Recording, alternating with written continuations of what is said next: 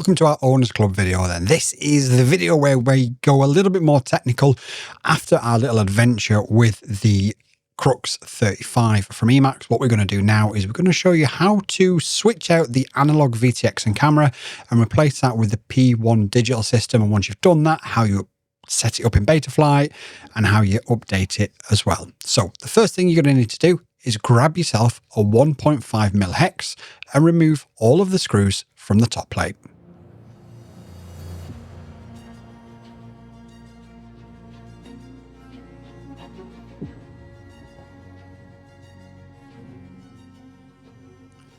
Once you've removed all of the screws from the top plate, you can now see this sort of half board is the VTX. Unscrew the nuts on top and just remove the VTX. It's going to be on a cable on one end and it's going to be soldered into the board on the flight controller. You're going to need to desolder that in a second, but first of all, just take everything out. So take out the camera, unplug the cable, remove all the screws and set it all aside. You're then left with just this one wire that's still connected to the flight controller.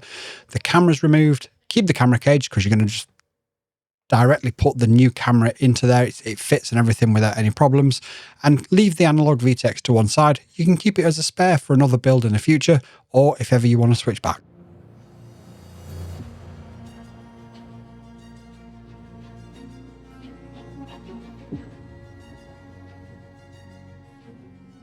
And then the first job you're going to want to do is you're going to want to desolder the wires that are already there for the analog system. Once you've done that, you then need to come to these pads at the front of the board. And I'm going to put a picture up on screen and show you which ones they are, because they might be a bit confusing because they're really tiny and on the very edge of the board.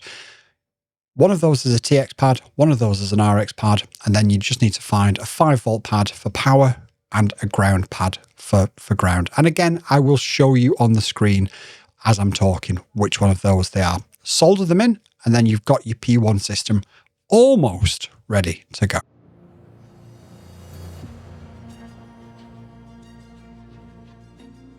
Okay, so once you've done all that, what you then need to do is you need to put the camera in the camera cage. So first of all, remove the old camera, put the new camera in the camera cage.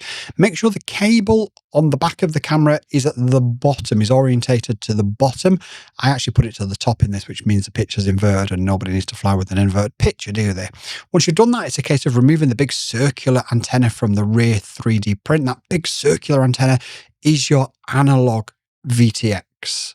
P1 system comes with its own dipole antenna, which will just slide into that 3D print without too much of a problem. Once you've done that, it's then a case of getting the top plate, putting the top plate back on, put the 6 screws back in, tighten them up, make sure the T antenna that goes across the back of that 3D print is still connected to the main board. That's your ELRS antenna. You're not going to want that to be disconnected and you're not going to want to remove that. It's just that big circular one at the back that you need to remove.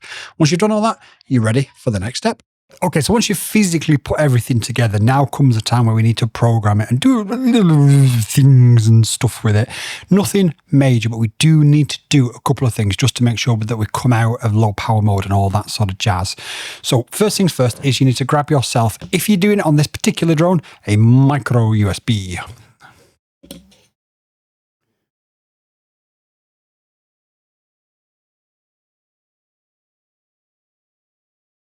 You're going to want to plug it into the drone itself. Now, once we've done that, we need to open up Betaflight. Okay, so in Betaflight, we need to go to our ports. Now, we need to first of all just get rid of this, because that's the smart audio for the analog. We're no longer using the analog. So what we need to do is we need to just change one or two little things. Like I said, it's nothing major. But on TX1, which is the which is the one that we've soldered it into on this particular drone. It depends which one you've soldered it into on your drone as to which TX you're going to enable. But we need to enable an MSP. We're going to do that on UART number 1. And over here, we're going to enable MSP. So you'll need to do that on the UART. Bear with me. You'll need to do that on the UART that you decided you was going to put the P1 system into. Once you've done that, just hit save and reboot. Does that get warm when plugged in? A little bit. So we'll be a little bit quicker. We need to go down to our CLI. Now, please don't panic. It's very simple what we need to do. First of all, I need a keyboard.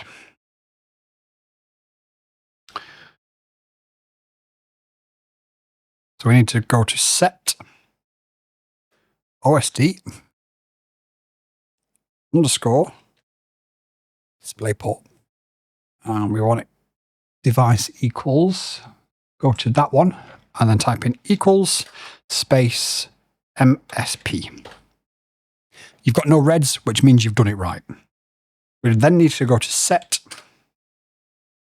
VCD, _ video. And then we want to select that one. Equals HD. Again, we've got no reds, so it means we've done it right. Hit save, and you're ready to go. It is as easy, as simple, and as straightforward as that. What I will do is I will leave those commands down in the description. So what you can do, if it's a bit easier for you guys that do struggle a little bit with it, is you can literally just copy and paste that into the CLI, including the save command, and it'll just take it, do it, and reboot it all within one foul swoop for you. So you won't have to stress about it too much, because nobody likes to be stressed. So what we need to do now is we need to go into our receiver tab, and I think, does this power on? It does. We are in Wi-Fi mode. So we're using ELRS, and let me just see if I can show you on the camera.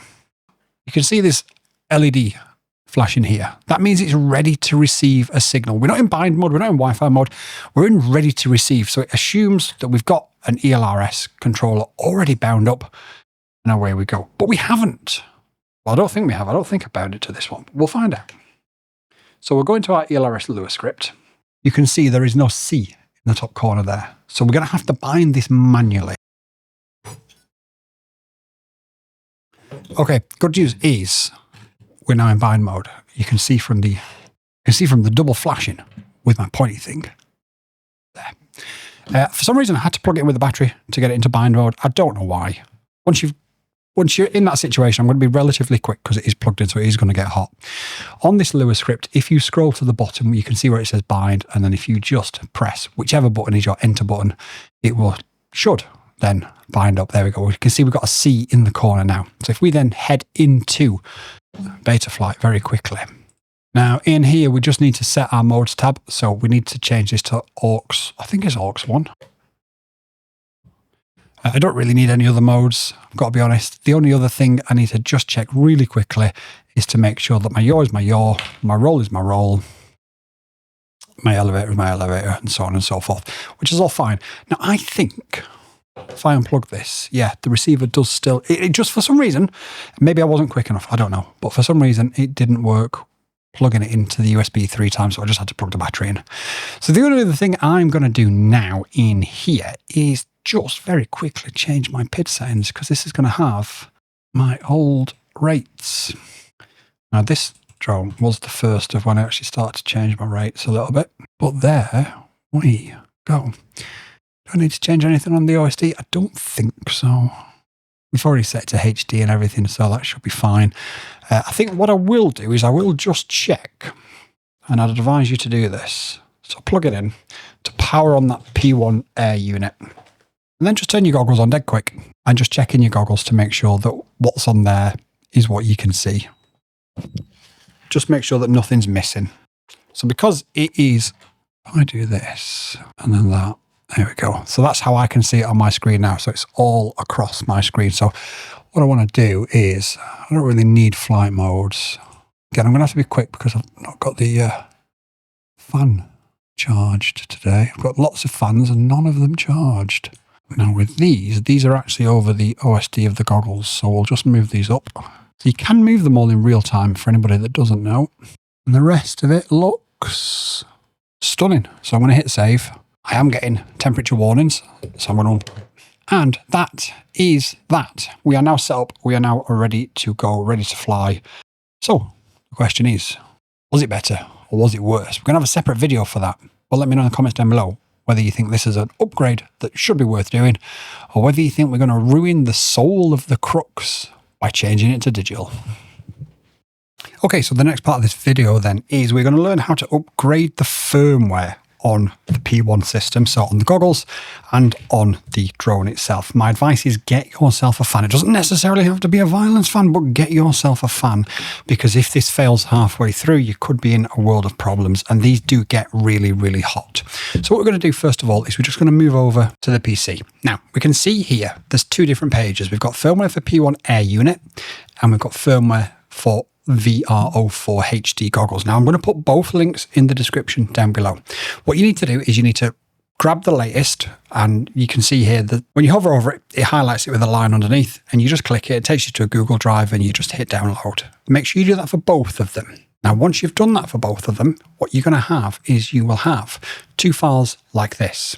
What you then need to do is grab yourself a USB cable and pop that into your goggles. Now I think the goggles are going to need to be turned on, but we're just going to check this so that we actually know. So nothing's popped up. So just make sure you turn your goggles on.